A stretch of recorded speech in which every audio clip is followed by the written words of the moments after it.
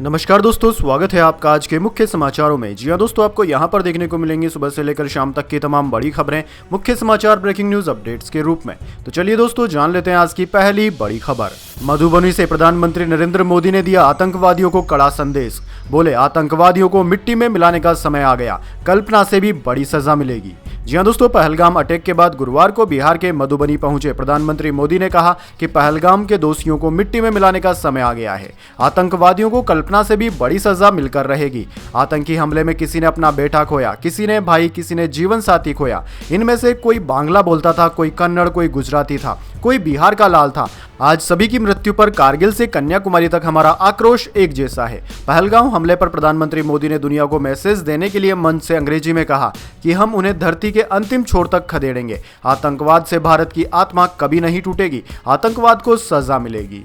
चलिए दोस्तों, जान लेते हैं अगली बड़ी खबर। पाकिस्तान शिमला समझौता स्थगित कर सकता है, द्विपक्षीय समझौते भी स्थगित होंगे। कहा, भारत ने सिंधु जल रोका तो यह जंग जैसा होगा।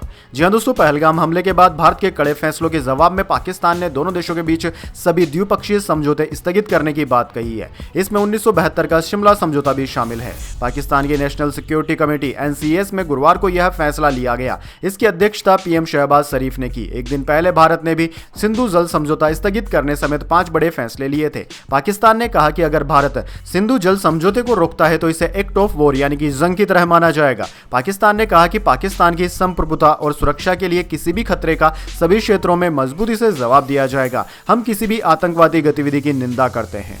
चलिए जान लेते हैं अगली खबर। पहलगाम हमले पर सर्वदलीय बैठक जारी, 2 मिनट का मौन रखा गया। राजनाथ, अमित शाह, खड़गे और राहुल गांधी मौजूद।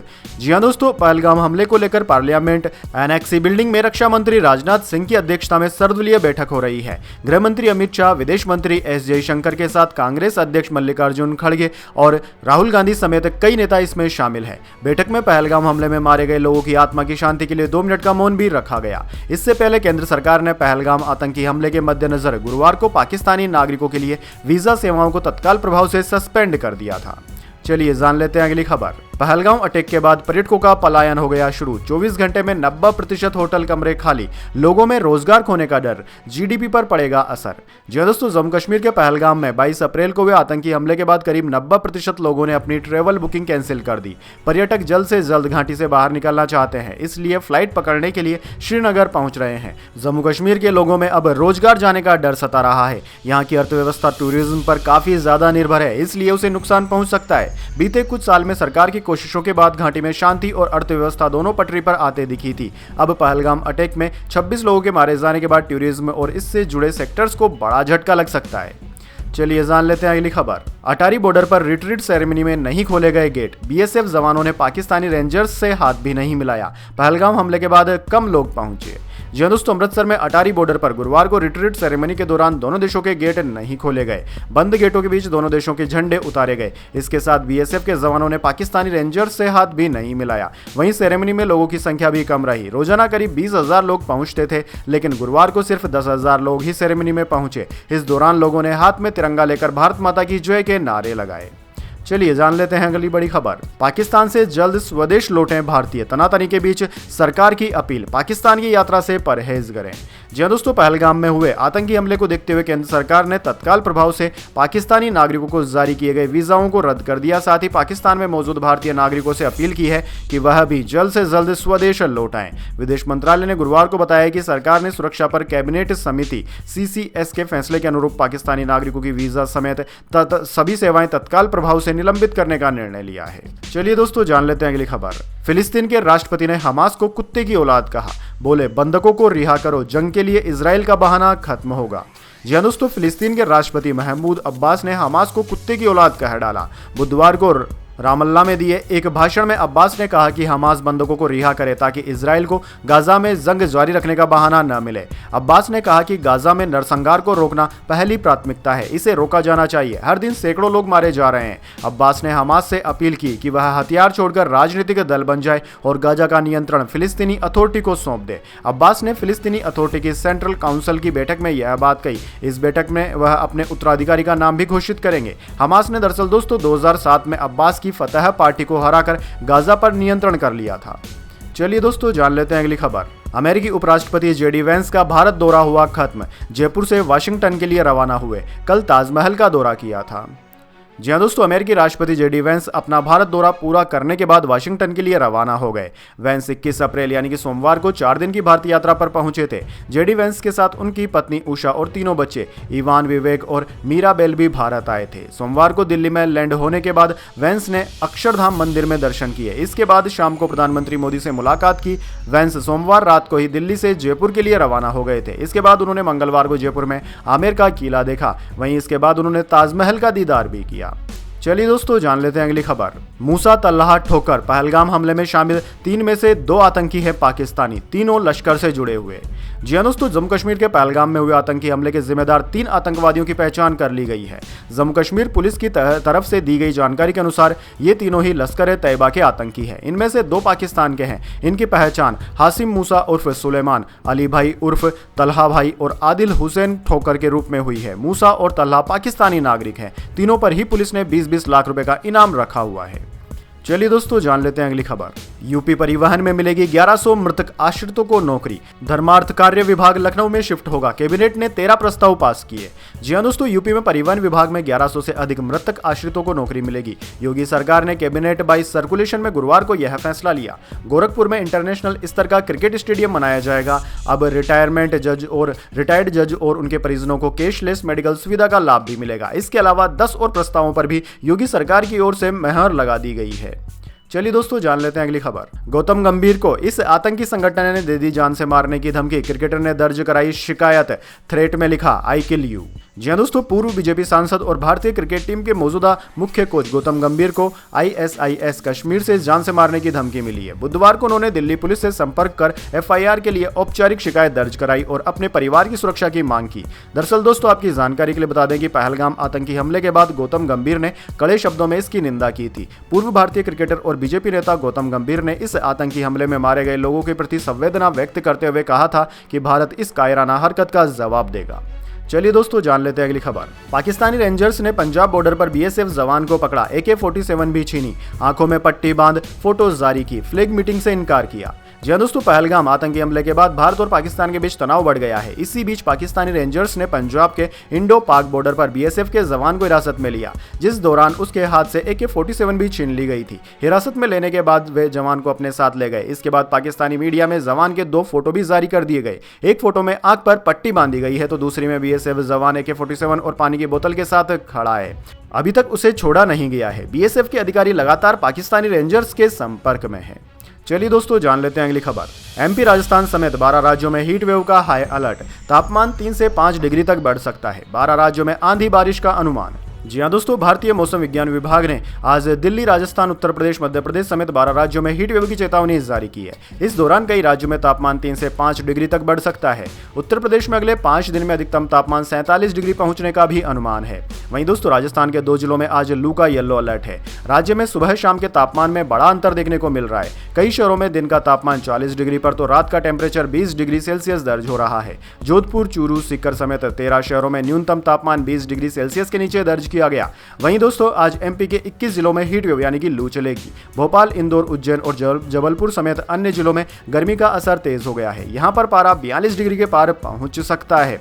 वहीं दोस्तों, भारतीय मौसम विज्ञान विभाग ने केरल, तमिलनाडु, अरुणाचल प्रदेश समेत 12 राज्यों में आज बारिश की संभावना जताई है। अरुणाचल प्रदेश, नागालैंड, मणिपुर, मिजोरम, त्रिपुरा में 27 अप्रैल तक भारी बारिश का अलर्ट भी जारी किया गया है। असम और मेघालय में तेज आंधी तूफान की आशंका है। इसके अलावा दोस्तों, छत्तीसगढ़ के कुछ जिलों में लू का येलो अलर्ट जारी किया गया है। मौसम विभाग के अनुसार 3 दिन तक दिन के तापमान में विशेष बदलाव होने के आसार नहीं है। चलिए दोस्तों, जान लेते हैं अगली खबर। एयर स्पेस और वाघा बॉर्डर हुआ बंद, शिमला समझौते को भी रद्द करने की धमकी, भारत के एक्शन पर पाकिस्तान का आया जवाब। जी दोस्तों, पाकिस्तान की नेशनल सिक्योरिटी कमेटी ने भारत द्वारा सिंधु जल संधि को रोकने के कदम को पूरी तरह खारिज कर दिया। पाकिस्तान ने कहा कि यह एक अंतर्राष्ट्रीय संधि है जिसे भारत अकेले निलंबित नहीं कर सकता। यह पाकिस्तान की जनता के लिए लाइफलाइन है और इस पर कोई समझौता नहीं होगा। चलिए दोस्तों, जान लेते हैं अगली खबर। बॉम्बे हाईकोर्ट बोला, तलाक ए अहसन पर रोक नहीं लगेगी, केवल 3 तलाक गैरकानूनी है, महिला की याचिका हुई खारिज। जी हाँ दोस्तों, बॉम्बे हाईकोर्ट ने कहा है कि केवल तत्काल 3 तलाक पर रोक है, तलाक ए अहसन पर नहीं। हाईकोर्ट की औरंगाबाद बेंच के जस्टिस विभा कंकरवाड़ी और जस्टिस संजय देशमुख ने कहा कि मुस्लिम महिला विवाह अधिकार संरक्षण अधिनियम के तहत तलाक की परिभाषा में तलाक के रूप में शामिल है, जिसका प्रभाव तत्काल होता है या जिन्हें बदला नहीं जा सकता। इस कमेंट के साथ ही कोर्ट ने जलगांव के एक शख्स और उसके माता पिता के खिलाफ दर्ज शिकायत पर मुस्लिम महिला अधिनियम की धारा 4 के तहत 2024 में दर्ज मामले को खारिज कर दिया। चलिए दोस्तों, जान लेते हैं इसके बाद अगली बड़ी खबर, लेकिन उससे पहले मेरी आपसे एक छोटी सी रिक्वेस्ट है। अगर दोस्तों आपको अभी तक हमारी न्यूज़ पसंद आई है तो एक छोटा सा लाइक जरूर दे दीजिए, और अगर आपको पसंद नहीं आई है तो बेशक आप डिसलाइक भी कर सकते हैं, लेकिन दोस्तों लाइक और डिसलाइक जरूर कीजिए, क्योंकि दोस्तों यही हमारी मेहनत का फल होता है और इसी से हमें पता चलता है कि आपको हमारी वीडियोस पसंद आ रही है या नहीं। तो चलिए दोस्तों, जान लेते हैं अगली बड़ी खबर। लगातार 7 दिन की तेजी के बाद गिरा शेयर बाजार। सेंसेक्स 315 अंक नीचे 79,801 पर बंद हुआ। निफ्टी 82 अंक गिरा। रियल्टी शेयर सबसे ज्यादा टूटे। जी हाँ दोस्तों, लगातार 7 दिन की तेजी के बाद आज 24 अप्रैल को शेयर बाजार में गिरावट रही। सेंसेक्स 315 अंक गिरकर 79,801 के स्तर पर बंद हुआ, जबकि निफ्टी में भी 82 अंकों की गिरावट रही। ये 24,247 के स्तर पर बंद हुआ। दोस्तों आज सेंसेक्स के 30 शेयरों में से 17 में गिरावट रही। हिंदुस्तान यूनिलीवर के शेयर में 4% से ज्यादा की गिरावट देखने को मिली। इसके अलावा जोमेटो, एयरटेल और आईसीआईसीआई बैंक के शेयर 1% गिरकर बंद हुए। वहीं दोस्तों निफ्टी 50 के 50 शेयरों में से 31 में गिरावट रही। एनएसई के निफ्टी, रियल्टी और एमएफसीसी इंडेक्स में सबसे ज्यादा 1.41% की गिरावट रही। इसके अलावा ऑटो, आईटी और बैंकिंग शेयर्स भी मामूली गिरावट के साथ बंद हुए। बात करें दोस्तों निफ्टी 50 के टॉप गेनर और टॉप लूजर स्टॉक्स की, तो दोस्तों आज के मार्केट में निफ्टी 50 के टॉप गेनर्स में इंडसइंड बैंक, अल्ट्राटेक सीमेंट और ग्रासिम इंडस्ट्रीज रहे, जबकि निफ्टी 50 के टॉप लूजर्स में एचयूएल, एयरटेल और आइसर मोटर्स रहे।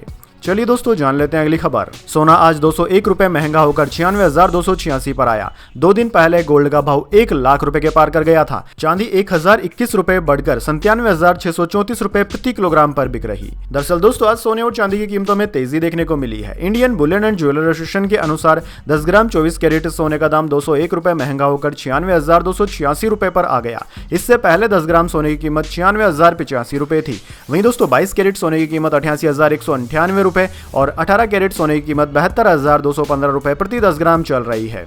इसके अलावा दोस्तों चांदी की बात करें तो 1 किलो चांदी की कीमत आज 1,021 रुपए बढ़कर 97,634 रुपए प्रति किलोग्राम पर हो चुकी है। चलिए दोस्तों, जान लेते हैं अगली खबर। पाकिस्तानी एक्टर फवाद की फिल्म अबीर गुलाल रिलीज नहीं होगी। पहलगाम हमले के बाद लिया गया action. Film federation F voice का पाकिस्तानी कलाकारों पर बैन का ऐलान। जी दोस्तों, पहलगाम हमले के बाद पाकिस्तानी एक्टर फवाद खान की बॉलीवुड कमबैक फिल्म अबीर गुलाल अब 9 मई को रिलीज नहीं होगी। न्यूज प्लेटफॉर्म ANI ने I&B मिनिस्ट्री के सोर्स के हवाले से यह खबर दी है। दरअसल दोस्तों फिल्म में फवाद के साथ वाणी कपूर भी लीड रोल में है। पुलवामा हमले के बाद पहली बार किसी पाकिस्तानी कलाकार की फिल्म भारत में रिलीज हो रही थी। उरी हमले और पुलवामा हमले के बाद भारत में पाकिस्तानी कलाकारों पर बैन लगा दिया गया, लेकिन दोनों ही बार बैन हटा लिया गया था। अब दोस्तों वाणी कपूर पर भी काफी ज्यादा ट्रोलिंग हो रही है। चलिए दोस्तों, जान लेते हैं अगली खबर। तुर्की के इस्तांबुल में 6.2 तीव्रता का भूकंप आया। लोग जान बचाने के लिए बिल्डिंग से कूदे। 150 से ज्यादा घायल हुए। 51 आफ्टर शॉक भी आए। जी दोस्तों, तुर्की के इस्तांबुल में 6.2 तीव्रता का एक बड़ा भूकंप आया था। इसका केंद्र इस्तांबुल के पास मरमरा सागर में था। तुर्की के मंत्री अली येरलिकाय ने बताया कि 51 आफ्टर शॉक भी आए हैं।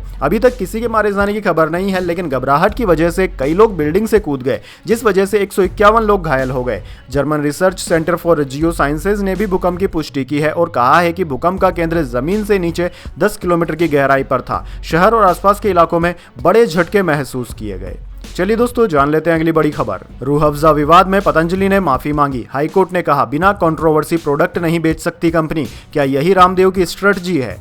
जी हाँ दोस्तों, आपने बिल्कुल सही सुना। 3 अप्रैल को बाबा रामदेव ने पतंजलि शरबत लॉन्च करते हुए एक शरबत कंपनी को जिहादी कहा। इसके बाद रूह अफ़ज़ा बनाने वाली कंपनी हमदर्द कंपनी दिल्ली हाईकोर्ट पहुंची तो कोर्ट ने कहा कि पतंजलि बिना कंट्रोवर्सी के अपना कोई भी प्रोडक्ट नहीं बेच सकती। मामले में बाबा रामदेव को माफी मांगनी पड़ी। ये कोई पहला मौका नहीं है जब रामदेव ने पहले विवादित बयान दिया हो और फिर माफी मांग ली हो। कोविड वैक्सीन से लेकर एलोपैथी दवाओं तक बाबा रामदेव के कंट्रोवर्शियल बयान कई बार आ चुके हैं।